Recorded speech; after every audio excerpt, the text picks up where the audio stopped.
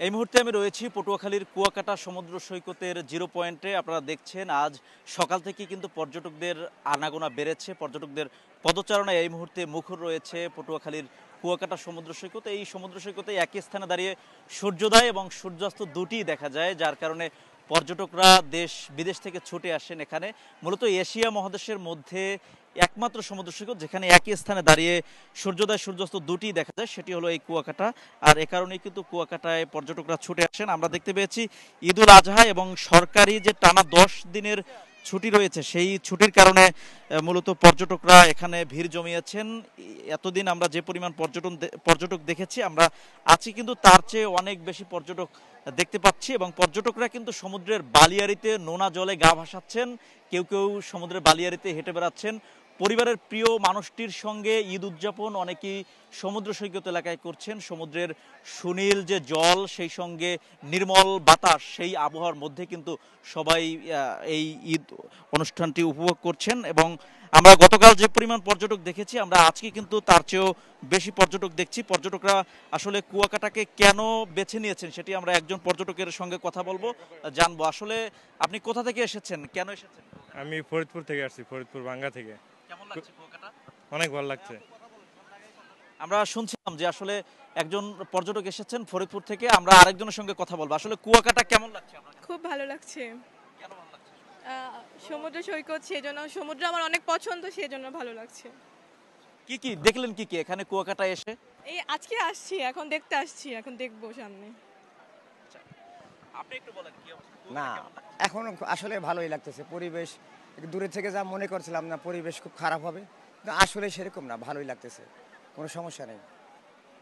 কুয়াকাটা মূলত যাতায়াত সহজ হওয়ার কারণে ঢাকা শহর সারা দেশ থেকেই কিন্তু পর্যটকরা কুয়াকাটাতে আসছেন এবং তারা কিন্তু কুয়াকাটাকে উপভোগ করছেন। প্রকৃতি সেই সঙ্গে মিশে আছে সমুদ্র। প্রকৃতি আর সমুদ্র দুটি মিলে কিন্তু কুয়াকাটা একটা অফুরন্ত সৌন্দর্যর সৃষ্টি হয়েছে। সেই সৌন্দর্যের কারণে কিন্তু পর্যটকরা এখানে ছুটে আসে।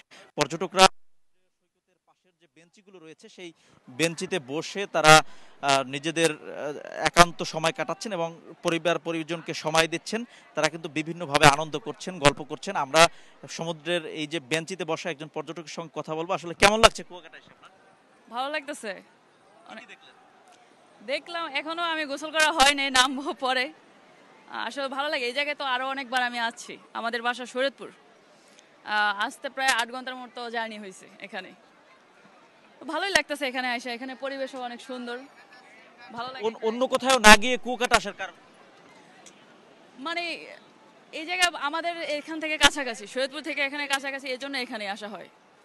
কক্সবাজার অনেক দূর। আমরা শুনছিলাম যে একজন পর্যটক বলছেন কুয়াকাটার সৌন্দর্য এবং কুয়াকাটার দূরত্ব কম থাকার কারণে মূলত কুয়াকাটাতে তারা এসেছেন, কক্সবাজার না গিয়ে কুয়াকাটাকে তারা বেছে নিয়েছেন। এভাবে কিন্তু আমরা অনেকের সঙ্গে কথা বলেছি, তারা বলছে যে ঢাকা থেকে কুয়াকাটার দূরত্ব বাজারের চেয়েও অনেক কম, যার কারণে কক্সবাজারের চেয়েও কুয়াকাটাতে বেশি পর্যটক আসেন। এবং বিশেষ করে পদ্মা সেতু চালু হওয়ার পর যোগাযোগ ব্যবস্থা সহজ হয়ে যাওয়ার কারণে কুয়াকাটার দৃশ্যপট কিন্তু চেঞ্জ হয়ে গেছে। কুয়াকাটাতে পর্যটকের সংখ্যা অতীতের চেয়েও বৃদ্ধি পেয়েছে, সেটা কিন্তু আমরা পর্যটকদের মুখ থেকে শুনতে পেয়েছি। আমরা কুয়াকাটায় এই মুহূর্তে এই দুপুরবেলায় আমরা দেখতে পাচ্ছি ব্যাপক পর্যটকের সমাগম হয়েছে এবং সমুদ্র স্নানে নেমেছে মানুষজন। এবং তারা কিন্তু সমুদ্র স্নানের মাধ্যমে তাদের যে স্বস্তি, সেই স্বস্তি পাচ্ছেন। কারণ আকাশে কিন্তু প্রচুর রোদ এবং রোদের যে তীব্রতা, সেই তীব্রতা থেকে মুক্তি পাওয়ার জন্য, স্বস্তি পাওয়ার জন্য অনেকে কিন্তু সমুদ্রের নোনা জলে গা ভাসাচ্ছেন। তো এতটুকু ছিল কুয়াকাটা থেকে আমার কাছে সবশেষ। শেখদার জাবির হোসেন, সময় সংবাদ, পটুয়াখালী।